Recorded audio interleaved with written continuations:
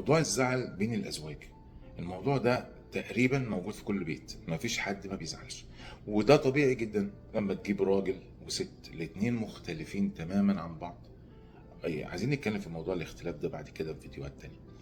الاتنين مختلفين تماما، الراجل مختلف عن الست تماما، وتعيشوا في مكان واحد اكيد هيختلفوا ويحصل زعل، ده متفهم تماما ان يحصل زعل. انت لو جبت اخين قعدتهم مع بعض هيحصل زعل، بس انما لما يكون راجل وست فالمفروض الزعل هيكون اكتر. الفكرة بقى ان في زعل، يعني في مشكلة حصلت. طب ما ايه رأيك نخلص المشكلة ونتخانق مع بعض ونقطع هدوم بعض والموضوع يخلص ونشوف اكل عيش، يعني نرجع لحياتنا عادي زي ما احنا بنعمل وكأن مفيش حاجه حصلت. انما لا، في اختراع بقى اسمه الايه، الناس تزعل مع بعض، مش الخناقه مش المشكله، لا، اللي هو الديل بتاع الايه المشكله. وده بقى على حسب كل اسره. في ناس بتحب تقعد يومين ثلاثه، في ناس بتحب اربع خمس ايام، في ناس بتقعد شهر، على حسب. بس بتلاقي في افريج كده، في اتفاق ضمني ان ده الايه الوقت اللي احنا بنقعده. وتلاقي في الفتره دي بقى ممنوع الكلام طبعا مع بعض. و... ولو عايز حاجه هو يقول للواد روح يا ابني قول لامك تعمل لي شاي، او قول لامك تحط الغدا، ويقولها كده بايه، يسمع امه اللي في المطبخ مثلا وبيزعيه وبتاع، روح يا ابني قول لامك تعمل الغدا. هي بقى تقوم رد من المطبخ، قول لابوك ماشي قدامي نص ساعه فاهم ازاي؟ ونضحك الاولاد علينا ويبقى شكلنا قمه المهزله. وبعدها هي تبعت البنت قولي لابوكي عايزين 100 جنيه عشان ندفع ايام ال 100 جنيه بقى انا مش فاكر دلوقتي بيدفعوا كام. قولي لابوكي هات 1000 جنيه عشان نجيب 2 كيلو طماطم، او مثلا جيب لنا 10000 جنيه عشان ندفع فاتوره الكهرباء. فتلاقي ايه، فتلاقي مشغلين الاولاد مرسل بقى روح يا ابني قولوا وحاجه، والعيال يبصوا لبعض بقى، وايه الناس اللاسعه دي. وتلاقيهم لما يناموا في السرير حد ينام على طرف كما قيل، والتاني يعني ما ينفعش نلمس بعض بقى، لا في حضان وفي لمس، مش عايزين احنا واحنا مش زعلانين ولا ايه؟ ما احنا زعلانين، لازم الزعل ايه لازم الزعل ايه ياخد وقته يعني. وتلاقيه يخش من الباب، طبعا ما فيش لا سلام ولا كلام، ويرزع الباب وهي تخش الباب يعني، والجو متنشن وبياكلوا مع بعض على السفره لو اكلوا مع بعض. تلاقي يعني لازم بنرسم الدور وكل واحد يبين انه زعلان وحاجه، اخر ازعاج. فكان السؤال، هل احنا هنتطلق؟ يعني مثلا يعني اول سؤال لفت نظري في الموضوع ده، هل يا جماعه احنا هنتطلق؟ لا مفيش طلاق ان شاء الله ولا حاجه، احنا هنرجع زي الفل ولا كأن حاجه حصلت. طب امال ليه احنا نعذب نفسنا ونفضل حاطين الوش الخشب، وروح يا ابني قول لامك، وروح يا بنت قول لابوكي و... ايه شد عصبي. ولما الكلام ده يقعد يوم، إيه مش يوم، ما بيقعدش يوم، بيقعد اسبوع اسبوعين، في ناس بتقعد شهر، او زي الاخت صاحبه الرساله اللي بتقول 3 شهور. فالثلاث شهور دول مش بيعدوا كده الراجل مبسوط بقى وكلام من ده زي ما بيجي في الافلام، الراجل بيروح يتصرمح وفرحان. هو ممكن يتصرمح وينبسط اول يومين ثلاثه ويحس بالحريه، بعد كده بيحس انه او يعني ان هو ضايع. والست بتتاثر تاثير اكتر من الراجل كمان. يعني الست لما بتحس ان هي متجاهله كده، هرموناتها بتضرب بالمناسبة، يعني مش حتى بمزاجها، هي حتى بتقنع نفسها ان هو يستاهل، وهو اللي قال كذا، وهو اللي مش عارف ايه، وامه قالت كذا، يعني بيبقى طبعا في ست بتبقى غلطانة، فهي عارفة ان هي مش غلطانة، هي مقتنعة 100% ان هي مش غلطانة. بس مع الزعل ده هرموناتها بتضرب بشكل يعني بتتأثر تأثير كبير جدا. فنرجع لسؤالنا، هل يا جماعة احنا هنتطلق؟ لا مش هنتطلق، هنرجع. طب ليه؟ طب ليه؟ يعني ليه نضيع من عمرنا اسبوع ولا شهر ولا كلام من ده؟ والمشكله مش بنعملها مره في العمر ولا حاجه، لا ده هي تقريبا بتتعمل كل شهر. في ناس كل شهر لهم بيريد كده للزعل، وناس كل مثلا شهرين بتزعل لها 20 يوم ولا اسبوعين. فليه ليه بنعمل كده؟ والحلو بقى تلاقي ايه، كل اسره كده، او كل اتنين متجوزين لهم إيه، لهم افريج كده، يعني لهم متوسط وقت لمده الزعل. يعني في ازواج مثلا معروف بيقعدوا ايه اسبوع، الزعل عندهم مظبطينها كده، يعني إيه اسبوع 5 ايام 7 ايام، ما بتزيدش ولا تقل عن كده. فتلاقي بعد الزعل بيومين مثلا هم زعلوا، مثلا الخناقه كانت النهارده، جه تاني يوم او تالت يوم في حاجه حصلت ممكن يتكلموا مع بعض، فبيحسبوها كده لا هو الزعلة لسه ما استوتش. وخاصة الست منضبطة قوي في موضوع ان الزعلة تاخد وقتها، ما بتحبش هي تبوظ الايه السيستم بتاعها. فتلاقي ايه في ظروف حكمت ان احنا نكلم بعض اهو الدنيا لطيفه، تلاقي لا يعني لا لسه الموضوع ما استواش، خلينا ايه كان اهم من الشغل تظبيط الشغل، الزعله لازم تتظبط. فيقوموا قاعدين لايه لفتره الزعل. فلما يجي بقى فتره الزعل اللي هم متعودين عليها، على حسب بقى، في ناس بتقعد اسبوعين، في ناس بتقعد اسبوع، في ناس بتقعد 3 ايام، على حسب. فتلاقي لما الوقت بتاع نهايه الزعل وصل يعني وكده، فتلاقي ايه اتلككوا بقى. طب ايه مفيش سبب يعني، خلاص الاكل بيتحط، الاكل بيتشال، قول يا ابني، قول لامك يا ابني حط الاكل، قول لابوكي هات ال 2000 جنيه اللي احنا هندفعهم فالمهم لما تلاقي الايه، تلاقي الوقت بقى بتاع الزعل خلاص، المفروض خلاص احنا المعدل بتاعنا اسبوع، واحنا بقالنا 7 ايام دلوقتي. زي ايه اللي بيقول لك ايه، الدوره اتاخرت ليه، المصالحه اتاخرت ليه. فتلاقيهم بقى ايه عمالين يستلبطوا ان احنا عايزين نتصالح بقى. فتلاقي الست دي في المطبخ، فبالصدفه معلقه وقعت، فتلاقي الراجل جاي جري من جوه من الاوضه بقى ايه في ايه اللي حصل؟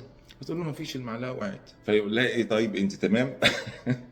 الراجل بقى ايه قلبه على قلبه على المعلقه بقى وبتاع. طب انت تمام كله كويس؟ تقول له اه لا الحمد لله، ده بس المعلقه بس وقعت على الارض. طب المعلقه تمام؟ اه المعلقه تمام. فخلاص بقى يعني ايه كده ماشي كده، كنكنا دورنا الايه العربيه دارت معانا.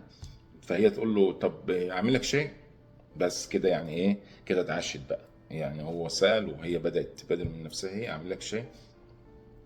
فهو يقول لها ماشي، تقوم هي قال له اللي اعمل لك غدا، انت ما اكلتش من بدري. كده العربيه دارت وبدأت خلاص تتحرك اهو، كده الناس رجعت تمام. فطبعا احنا عارفين لما الموضوع بيرجع تمام ايه اللي بيحصل.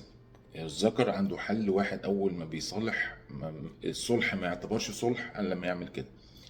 فتقول له بقى ايه، طب واللي عامل لك غدا انت ما اكلتش وكده؟ يقول لها طب انا اقول لك طب تعالى ندخل جوه. اقوم واخدها وداخل طبعا الاوضه، هو ده الحل. ويطلع بقى ان الاوضه بقى ايه، الست بتسب وتلعن لانها لسه بعد ده كله هي اتصالحت ودخلنا الاوضه، بس لسه ما ناقشناش ما ناقشناش المشكله. ودي اكتر حاجه تكرهها الست بعد الحرق حيا. يعني انت احرق الست حيه، ولا انك تصالحها وتنهي المشكله من غير هي ما تقعد تتناقش في المشكله، وتعتذر لها انت على كل تفصيله. تقول لها ماشي ودي طب ودي انا اسف ودي فعلا انا واسف، وهي بص تمسكك كده. هي ست ما بترحمش طالما في زعله. الزعله ما بتتصالحش. احنا كرجاله يعني في مشكله وتصالحنا وسلمنا على بعض، الموضوع انتهى، بقينا حبايب. لا الست انت تصالح براحتك وتعمل علاقه براحتك واستمتع معاك بالعلاقه ونقول لبعض كلام حلو، بس لسه في مشكله هتعفن بره الثلاجه، عايزين نقعد نصلحها. المهم الشاهد عشان أنا طولت عليكم، ان الست دلوقتي ان احنا صالحنا، والست طبعا عايزه تخلص المشكله، فهتقعد معاك تاني وتراجع المشكله من الاول ونشوف احنا نسينا ايه، ما زعلناش عليه والمهم وخلص المشكله. بس احنا استهلكنا بس احنا استهلكنا بقى اسبوعين مثلا ما بنكلمش بعض، او 7 ايام ما بنكلمش بعض.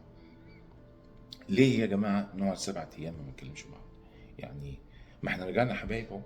طب ما نختصر الوقت، والوقت اللي بنحرق فيه دمنا، لانه بالتراكم ساعات بيعمل فجوه بين الطرفين مع الايام، يعني زي ما تقول نقطه سوداء نقطه سوداء نقطه سوداء. لان ال7 ايام اللي انت بتقعدهم او الاسبوع او ال3 ايام دول بتحسب كتير. هل انا اخترت غلط؟ هل الست دي مش عارف ايه؟ مش كله طبعا كده، بس صدق كانت غلطتي ان انا ما اتجوزتش فلانه، وهي تقول كان يوم ازرق لما ده راجل مش عارف، وتقول لها عليك اسمه ايه، تقول لك ده نرجسي، انا اللي وقعني في الواحد النرجسي ده، والكلمه اللي طالعين فيها اليومين دول. فالمهم الشاهد في الكلام ان كل زعلة بتترك اثر، والاثر ما بيبانش في المرة الواحدة، بس بالتراكم ممكن تيجي زعلة فعلا الناس تكبر، والناس ممكن ما ترجعش لبعض. فانا هنا بقترح، يعني في اصحاب كتير، لما سالت اصحاب كتير في ناس عندها حلول حلوه للموضوع ده. في واحد بيقول لك انا ومراتي لما بنزعل اللي بيصالح التاني، اللي بيتصالح ده بيدفع 100 جنيه، ايام ما كان في 100 جنيه بتجيب كيلو خيار. فهو الراجل اللي بيدفع 100 جنيه، لو الراجل رايح يصالح الست، فبما انه هو صالح الاول ضحك عليها ودبسها في 100 جنيه، بصرف النظر هي شغاله بقى مع ال 100 جنيه ده موضوع تاني، ده نظبطه يعني، ممكن يتاخد من مصروفها ممكن. والست لو راحت صالحت الراجل، يبقى هو بما انه اتاخر في المصالحه فبيدفع ال 100 جنيه مثلا، يعني 100 جنيه بقى انت حط بقى 500 جنيه على حسب كل واحد، على حسب ظروفه، بحيث انهم ما يطولوش في الزعل، يعني بيخلصوا الموضوع في اول يوم، كل واحد بقى ايه مش عايز يدفع ال 100 جنيه فبيروح يصالح. في ناس متفقه، في ناس تانية متفقه ان هو يا جماعه إيه، متفق مع مراته ان انا لما بزعل بخرج بره البيت وارجع هفتح الباب كأن مفيش حاجه حصلت. وكلام يعني ايه، ما فيهوش ده اتفاق رسمي.